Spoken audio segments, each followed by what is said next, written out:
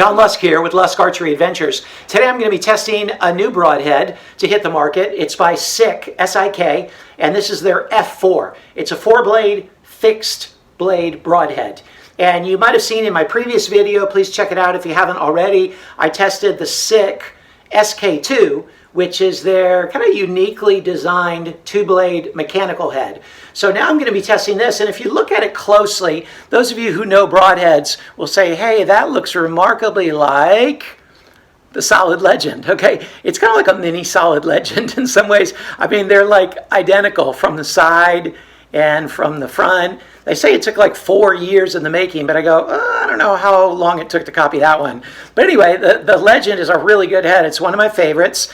And so I want to compare these just a little bit to show you the similarities and the differences. In terms of similarity, you can see the design. They both have that samurai blade, kind of a rounded blade. They both have the exact same type of bleeder, sharpened on both sides. The back edges are sharpened on both of them. They're very similar in that sense. They have similar cutting diameters. In this one, in the Legend, it's 1 3/8 inch wide there. In the SIK S4, it's 1.35. So it's very similar. The 1 3/8 is 1.375. This is 1.350. So for all practical purposes, the same cutting diameter. 1/2 inch bleeders, the same. With the F4, though, the bleeders don't come out. This is all one welded piece. And you'll notice it's a lot shorter design, too, which is going to aid in flight. This one, no question, is going to be a bit more forgiving in flight. It spins very well. It's well constructed. I have no doubt it's going to be a great flyer. The Solid is a really good flyer, too. I've shot that at very long ranges. It's one of the best flying long distance flying heads that I found, but I imagine this is going to be slightly more forgiving in a crosswind or at longer ranges. Some other differences about them. This is made, the SIK is made of just, they call it stainless steel. So I'd imagine it's like 420 stainless steel, kind of a lower end stainless steel, but steel nonetheless. Of course, the Solid Legend is made of SV30. It's like a high-grade knife steel. So it's really good steel with the Solid. That's why it costs more, too. This costs about twice as much as this does. It's about $100 for 3. This is about $50 for 3. Some other differences you'll note is the F4 is 0.040 inches thick. The Solid Legend is 0.060 inches thick. So it's 50% thicker on the main blades. Another difference between them is if you look at the ferrules, it's interesting.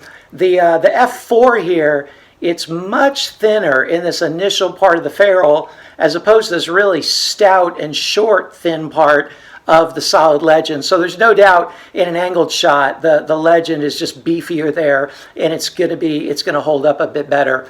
You'll notice here too that the Solid Legend has a screw to hold the blades in place. They can be replaceable, whereas again, the SIK S4, it's all welded together. There's no screws. It's just one piece. And it also has these interesting little dimples in here that are to aid in flight. So it's kind of like they serve, kind of like the dimples on a golf ball, or like the Ramcat uses that too. It's a way just to aid in balancing the flight. So what I'm going to be doing is testing these two heads through my new broadhead cage, okay? And I'm trying to be really uniform this year. And what I'm using for this broadhead cage is several layers, each spaced about 6 or 8 inches apart, several layers of MDF. And the MDF is 1/2 inch, like fiberboard, 1/2 inch, medium grade. And I've got a layer of rubber foam matting, goes over 2 of them. And that's kind of like to simulate hide or softer tissue. That's the initial thing they'll hit. And then they go into the wood, several wood panels. And we're going to see how well these penetrate.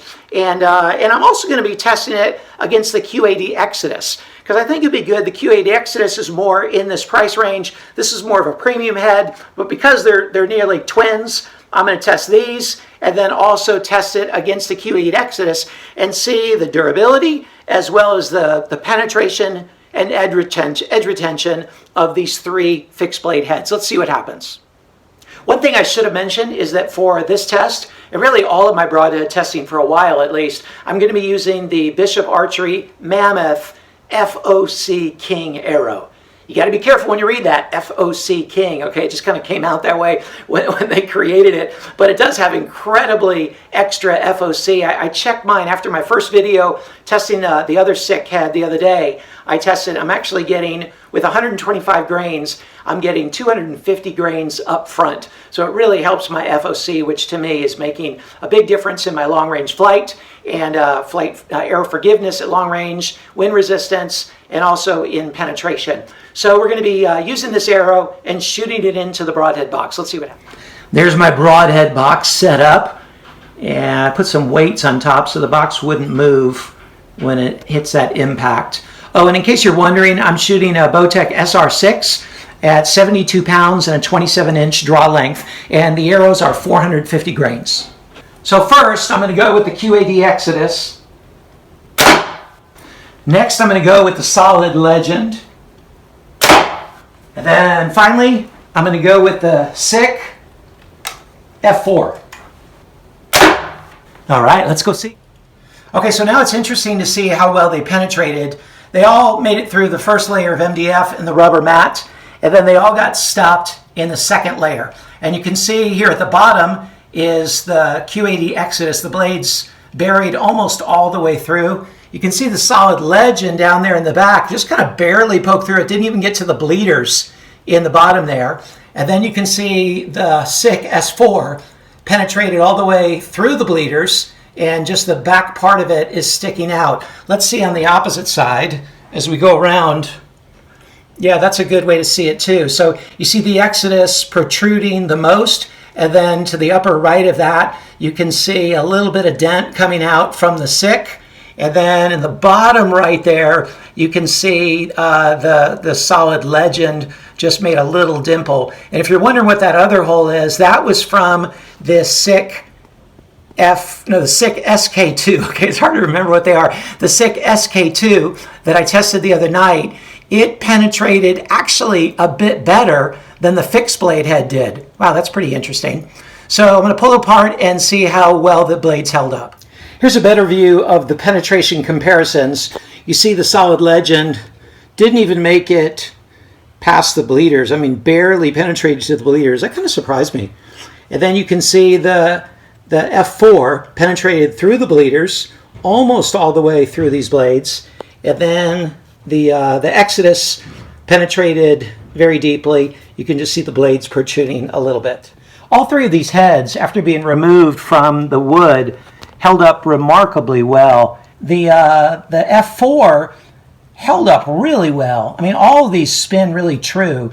I can't see any nicks or dents on it. It got a little bit more dulled than the others did. That was noticeable. But again, the penetration was pretty good. Certainly it was a lot better than the Solid Legend. So I was surprised by that and really impressed by it. Now we're going to take an angled shot and see how well it does on that. Here's my angled board. I got 1/2 inch of MDF backed up there by a Reinhardt and another MDF and board next to it just in case it glances off.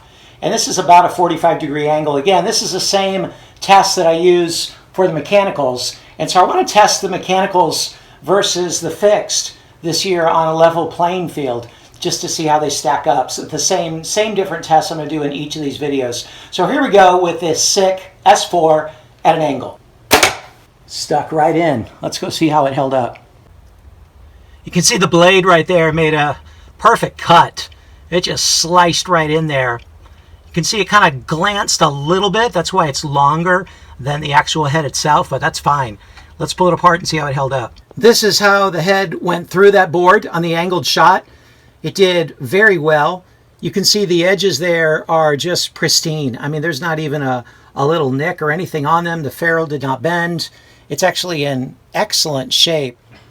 With a fixed blade head, I want to do a little bit more testing than I do with the mechanical. I want to test the durability a bit more. And the reason for that is if I'm using a fixed blade head as opposed to a mechanical head, I'm doing so because I really want an extra tough head. If I'm just looking for a big cutting surface on a relatively small animal, then I'll use a mechanical. But if I'm going after something tough that has big tough bones and stuff, then I want to see how strong the head really is. So I'm going to test the blade strength here as I shoot it into a steel plate. This is a 22 gauge steel plate, and then we'll see how that does.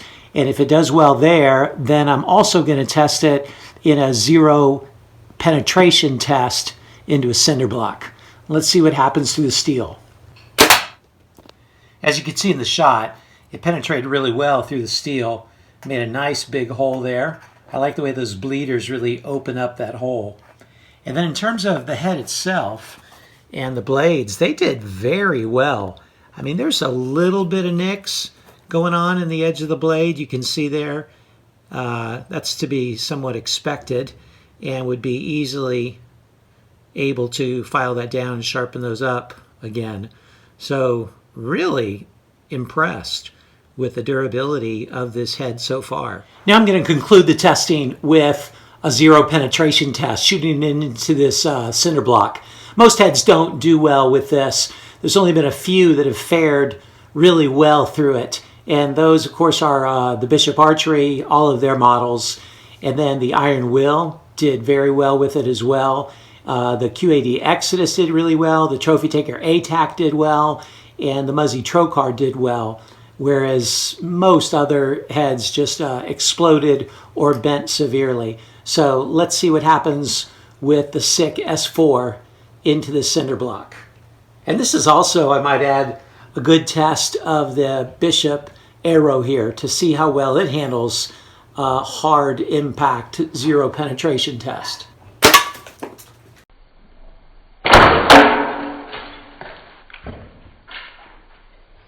That was cool. Pieces flew all the way back here to me. So here you can see how the head did in the cinder block. It took a nice good chunk out of that. You can see my finger go into the hole. So here you see the head after going into the concrete block. It took quite a chunk out of that cinder block, I must say.